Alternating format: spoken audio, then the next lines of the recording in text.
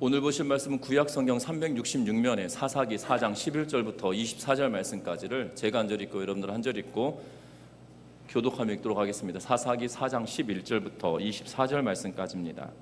사사기 4장 11절부터 24절 말씀까지 제가 한 절 읽고 여러분들 한 절 읽고 교독합니다.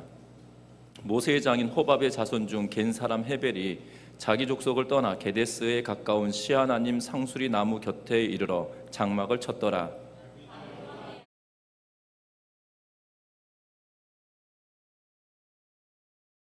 시스라가 모든 병거 곧 철병거 900대와 자기와 함께 있는 모든 백성을 하루셋 학고임에서부터 기손강으로 모은지라.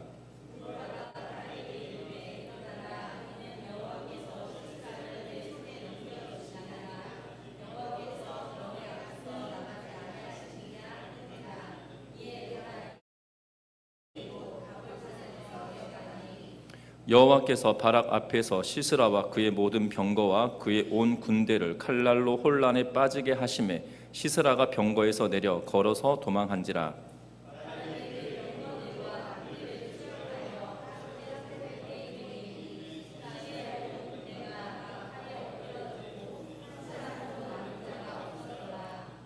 시스라가 걸어서 도망하여 겐 사람 헤벨의 아내 야엘의 장막에 이르렀으니 이는 하솔 왕 야빈과 겐 사람 헤벨의 집 사이에는 화평이 있음이라.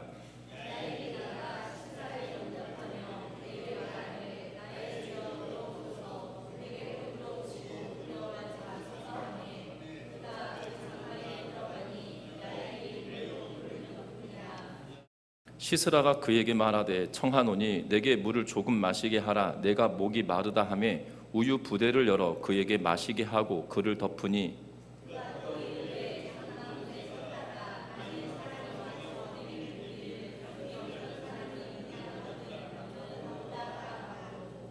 그가 깊이 잠드니 헤벨의 아내 야엘이 장막 말뚝을 가지고 손에 방망이를 들고 그에게 가만히 가서 말뚝을 그의 관자놀이에 박음에 말뚝이 꿰뚫고 땅에 박히니 그가 기절하여 죽으니라.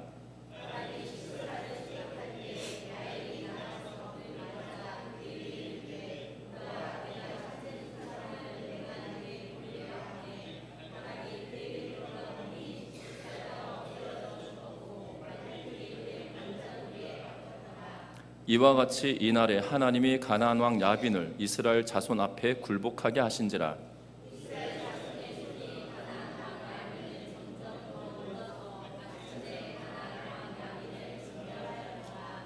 아멘. 우리 서로 인사 나누고 말씀 나눕니다. 사랑하고 축복합니다.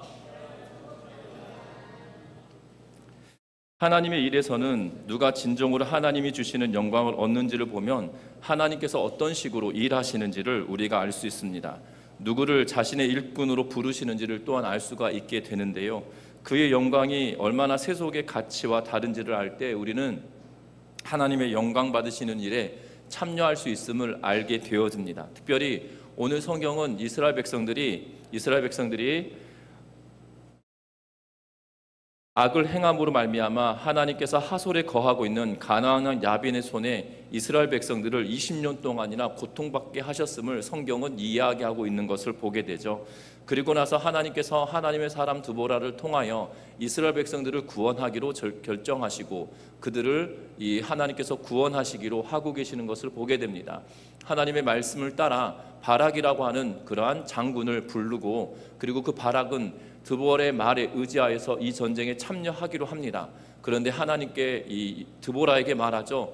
드보라가 함께하지 않으면 나는 이 전쟁에 참여할 수 없다라고 이야기하자 드보라가 내가 너와 함께 갈 테니 걱정하지 말고 가라. 그리고 중요한 것은 이 전쟁의 가장 꽃이라고 하는 적장의 목을 베는 일은 너에게 있지 않고 한 여인에게 주실 것이다 라는 이야기를 하고 이 전쟁에 참여하게 되어집니다. 오늘 성경은 11절에 보니까 모세의 장인 호밥의 자손 중 겐 사람 헤벨이 자기 족속을 떠나 게데스 가까운 사하나님 상수리 나무 곁에 이르러 장막을 쳤다라고 이야기하면서 오늘 성경은 이야기하고 그러면서 전쟁이 시작되어집니다. 특별히 오늘 성경 말씀을 통하여서 보면 바락이라고 하는 장군을 사용하셨다라는 사실이죠. 특별히 이 바락이라고 하는 장군이 이 전쟁을 치를 때 14절 말씀에 보면 이렇게 말합니다. 10,000명의 10,000명을 거느리고 다볼산으로 내려갔다라고 기록하고 있는 것을 보게 되는데, 이 바락이라고 하는 장수를 통하여 10,000명이라고 하는 군대를 모았고 그 군대를 통하여 이 전쟁에서 승리하게 되어지는 것을 보게 됩니다. 그런데 우리가 알아야 될 것은 바락이 어떤 전략을 가지고 있었냐? 그렇지 않았다는 겁니다. 그리고 바락이 어떤 전술을 가지고 있었냐? 또한 그렇지도 않았다는 사실입니다. 전략이나 전술이 있었다라면 20년 동안이나 이 가나안 왕 야빈에 의하여서 고난당하거나 고통당하지는 않았을 것입니다. 그러나 지금 가나안 왕 야빈을 통하여 20년 동안 고통받았던 그때에 하나님께서 그들을 구원하기로 결정하셨다는 사실입니다. 분명한 것은 바락을 통하여서 하나님께서 약속하신 이 전쟁에서 승리하게 되어지는 것을 보게 되죠. 특별히 15절 말씀 우리 같이 한번 읽어봅니다. 15절의 말씀입니다. 여호와께서 바락 앞에서 시스라와 그의 모든 병거와 그의 온 군대를 칼날로 혼란에 빠지게 하시매 시스라가 병거에서 내려 걸어서 도망한지라. 아멘. 여러분들 지난 시간에 말씀을 드렸던 것처럼 이 전쟁터는 골짜기를 이루는 곳에서 전쟁을 이루고 있는 것이 아니라 평야지대에 흐르고 있는 그러한 강에서 이 전쟁을 치르고 있는 모습을 보게 되죠. 그러면 이 병거를 타고 달리는 것이 훨씬 더 유리한 전쟁입니다. 특별히 900대나 되는 병거를 가지고 이 전쟁에 참여하고 있는데요. 얼마나 놀랬는지 시스라가 여러분들 병거를 타고 도망치는 게 나을까요? 걸어서 도망치는 게 나을까요? 쉽게 말하면 자동차를 타고 도망가는 게 나을까요? 기름이 가득 차 있는 자동차를 타고 도망가는 게 나을까요? 아니면 자동차 버리고 뛰어가는 게 훨씬 빠를까요? 오늘 성경 말씀에 보면 15절에 병거에서 내렸다라고 이야기하고 병거에서 내려서 도망하였다라고 성경은 기록하고 있는 것을 보게 되죠. 여러분도 그런데 이 본문을 잘 살펴보다 보면 그 지형을 보면 평야지대라는 거예요. 뭐 김제나 부안에 이르는 이 호남 평야의 긴 평야와 같은 그러한 공간에서 전쟁을 치를 때는 병거를 타고 도망치는 게 훨씬 낫습니다. 특별히 이 지역은 지금 시기로 따져보면 비가 오는 그러한 계절은 아니다는 거예요. 우리로 따져보면 장마가 져서 평야지대가 질퍽질퍽한 상황이 아니다는 거예요. 마른 땅이었고 견고한 그 땅을 밟을 수 있는 그러한 상황임에도 불구하고 병거를 버리고 도망쳤다는 것은 다급한 상황으로 만들어버렸다는 사실입니다.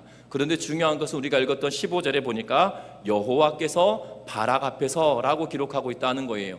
하나님은 바락을 사용하시는데 하나님의 계획과 하나님의 뜻에 이르도록 만드는 그 사람들을 분명하게 사용하고 계시다라는 사실입니다. 바락이 하나님의 말씀을 드보라를 통하여 받았습니다. 비록 드보라는 신뢰하였지만 하나님의 말씀을 신뢰하지 못하였던 바락이었다 할지라도 하나님의 말씀 앞에 순종하며 나아가려고 하는 이 바락을 통하여 하나님은 일하고 계시다라는 사실이에요. 그래서 분명한 것은 이 바락 앞에서란 단어를 빼도 상관없는데 여호와께서 시스라와 그의 병거와 그 온 군대를 칼날로 혼란에 빠지게 하시니라고 이 사사기 저자는 기록할 수도 있었음에도 불구하고 바락이라고 하는 인물을 딱 거기다 집어넣고 여호와께서 바락 앞에서라는 표현을 쓰고 있다라는 사실입니다. 분명한 것은 비록 믿음이 연약하다 할지라도 하나님의 말씀에 순종하기로 결단하고 그 말씀에 순종하며 나아가는 자들을 하나님께서는 사용하고 계시다는 사실들을 주목하는 우리 모든 성도님들 되시기를 주의 이름으로 부탁드립니다. 오늘 성경에 보면 독특합니다. 뭐가 독특하냐면 바락에게 말하는데요. 뭐라고 이야기하냐면 14절에 바락에게 일어나라 라고 이야기하고 있는 것을 보게 되죠. 그랬더니 어떻게 합니까? 바락이 일어나서 갑니다. 그래서 다볼산으로 내려갔다라고 기록합니다. 그리고 뭐라고 이야기합니까? 바락이 어마어마한 대단한 일을 했다라고 여겨지시나요? 그렇지 않았다는 거죠. 분명한 것은 하나님께서 이 모든 병거와 군대를 하나님께서 혼란하게 만드시고 하나님께서 흩으셨다라는 사실이죠. 누구 앞에서 그랬다고요? 바락 앞에서 그랬다고요. 능력이나 힘이 있어서가 아닌 하나님의 권능의 손이 그들과 함께 하셨다라고 분명하게 말하고 있는 것을 보게 됩니다. 분명한 것은 저와 여러분들의 인생도 마찬가지라는 거예요. 우리가 정말 어마어마한 시스라의 군대와 같은 상황이 우리 앞에 있다 할지라도 하나님의 말씀을 순종하며 살아가는 그 사람을 통하여 하나님은 일하신다라는 사실입니다.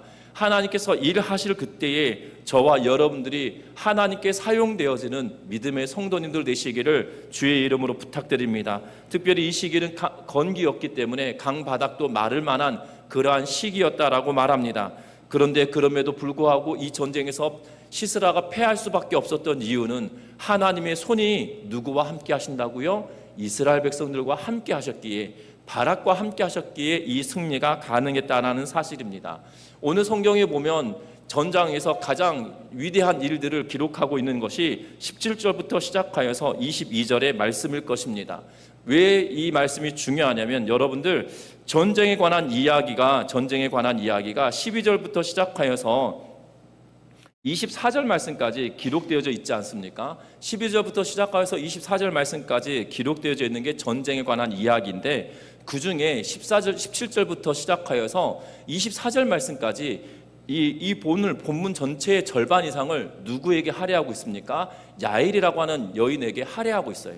여러분들이 전쟁의 승리자라고 여겨질 만한 이 전쟁에서 가장 큰 공이다라고 한다면 많은 사람들을 이기고 승리하고 있었던 바락에 관한 이야기가 더 길게 쓰여져야 할 것임에도 불구하고 이 사사기 저자는 누구에게 이 관심을 두고 있냐면 야엘이라고 하는 여인에게 이 관심을 두고 있다라는 사실입니다.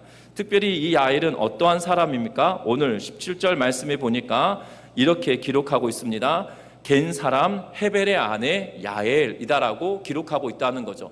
그리고 겐 사람 헤벨의 아내 야엘인데 그 남편과 하솔왕 야빈과는 어떤 관계이냐면 17절 하반절에 이 집 사이에는 화평이 있다, 동맹을 맺었다라는 의미죠. 화평이 있다라는 말은 둘이 화친을 했다라는 의미고 동맹의 관계다라고 이야기하고 있는 것을 보게 됩니다. 이러한 상황을 알고 있기 때문에 시스라가 경고에서 내려서 도망치다가 17절에 보니까 걸어서 도망하여 라고 말하고 있죠. 이제 어떻게 보면 이 사기 저자는 굉장히 리얼리하게 이 글을 쓰고 있는 것 같아요. 전장의 상황에서는 엄청 급박하여서 막 뛰어갔습니다. 오히려 병거를 두고 막 손사같이 도망친 거예요. 병거를 포기하고 지금 상황이 어땠는지 모르겠지만 병거를 포기하고 막 도망치다가 어느 한숨을 돌릴 만한 상황이 되었음을 이야기하고 있는 것 같습니다. 그래서 걸어서 도망하였다라고 또한 표현하고 있는데요. 그래서 걸어서 도망하였는데 누구의 집에 갔냐? 오늘 성경에 보니까 헤벨의 아내 야엘의 장막에 이르렀다라고 이야기하며 이 시스라가 이제 안도를 하고 있는 듯한 뉘앙스로 성경은 이야기하고 있다는 겁니다. 그도 그럴 것이 화평을 이루고 화친한 관계이고 동맹을 맺은 상황이기 때문에 시스라를 보호해 줘야 될 책임이 이 가정에 있다라는 사실이죠. 그런데 그래서 이 시스라가 말합니다. 야엘이 가서 말합니다. 시스라에게 18절에 보면 영접하여 말하되 주여 들어오십시오라고 이야기하고 들어오시고 두려워하지 말라라고 이야기합니다. 시스라는 그 여인의 말을 따르게 되고 장막에 들어가서 야이 덮어준 이불을 덮고 쉬게 됩니다. 그리고 그가 목마르니 나에게 물을 달라고 하니 우유를 주며 그로 하여금 평안하게 있으라라고 말합니다. 그랬더니 어떻게 됩니까? 21절에 보니까 잠이 들었다라고 성경은 이야기하고 있죠. 잠이 들었으면 참 좋겠는데 이 야엘이 그 뒷부분부터 굉장히 무섭습니다. 아마 이것을 영화로 찍으면 정말 그 공포 영화 중에 최고일 것 같아요. 왜냐하면 이 여인이 한쪽에는 방망이 들고 한쪽에는 말뚝을 들고 씩 웃으면서 시스라에게 다가가는 거죠. 그리고 시스라가 머리를 딱 돌리고 자고 있었던 걸로 보여집니다. 여러분들 관자놀이가 어디냐면 여기 여러분들 딱 누르면 아픈 자리가 있어요. 눈썹과 이 눈과 귀 사이에 이 아픈 자리가 있거든요. 거기에 말뚝을 딱 대고 한 번에 해결하는 것처럼 보여집니다. 말뚝을 박았는데요. 어느 정도 세게 박아졌냐면 한쪽에서 뚫고 들어가서 다른 쪽에 튀어나와서 땅에 박힐 정도로 엄청난 힘으로 그 여인이 이 일들을 행합니다. 그리고 시스라가 단숨에 죽게 되어지는 것을 보게 되죠. 여러분들 오늘 성경을 잘 보셔야 되는 것은 이 야엘이라고 하는 여인이 왜 이런 일을 했을까라는 거예요.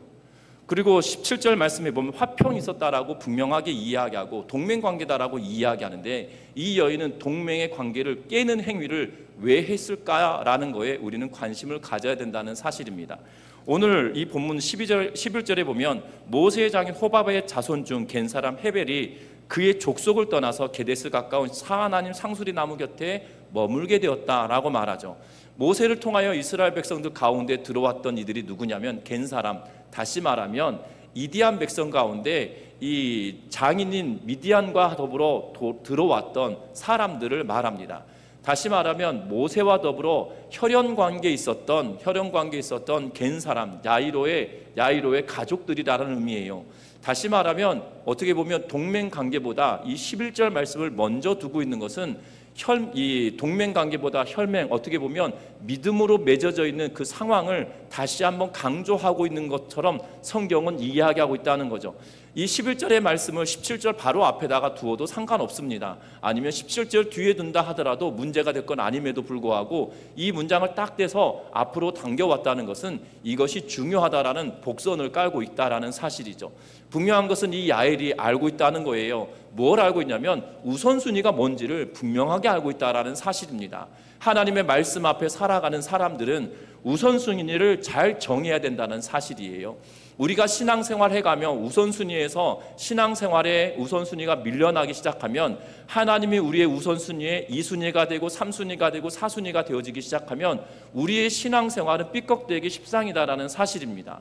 우리의 신앙생활의 가장 첫 번째 순위는 바로 하나님께 경배하고 하나님과 더불어 살아가는 거라는 걸 기억하며 믿음의 길을 온전하게 걸어가는 우리 전미중앙교회 온 성도님들 되시기를 주의 이름으로 부탁합니다. 우선순위를 명확하게 알고 있었던 이 야엘을 통하여 하나님은 일하고 계시고 있다라는 사실이에요.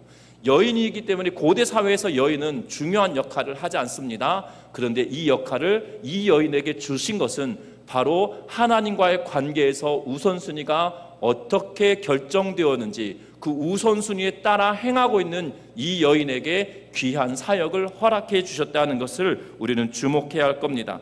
뿐만 아닙니다. 오늘 성경의 이 사사기 4장의 가장 큰 인물은 두 명의 여인입니다.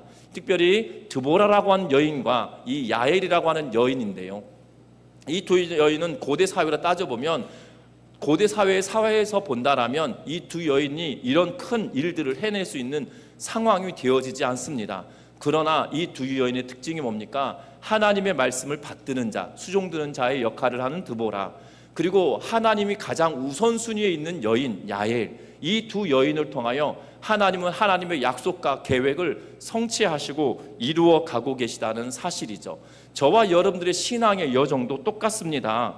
하나님께서 말씀하신 그 말씀을 붙들고 살아가는, 말씀을 수종드는 삶을 살아가는 자들과 하나님의 말씀에 순종하고 살아가는 사람들과, 그리고 인생에서 하나님이 가장 우선이다라고 여기며 살아가는 사람들을 통하여 하나님은 일하시고 역사하신다는 걸 기억하며 살아가는 우리 전미중앙교회 온 성도님들 되시기를 주의 이름으로 부탁드립니다. 이것이 하나님께서 사용하시는 정말 영광의, 승리의 영광을 차지하는 이가 바로 이 드보라와 야엘이었던 것처럼 저와 여러분들의 인생의 어려움 가운데, 때로는 인생이라고 하는 긴 경주를 해가는 이 상황에서 정말 승리의 기쁨을 누리며 살아가는 우리 전미중앙교회 모든 성도님들 되시기를 주의 이름으로 부탁드립니다. 말씀을 맺으려고 합니다. 하나님의 영광은, 하나님을 영화롭게 하는 사람이 하나님께서 주시는 영광을 취하게 되어진다는 거죠. 내가 사라지고 하나님을 드러내며 모든 역사의 진정한 주인이 하나님이신 것을 명확하게 드러내는 사람들을 통하여 하나님은 일하신다라는 사실입니다.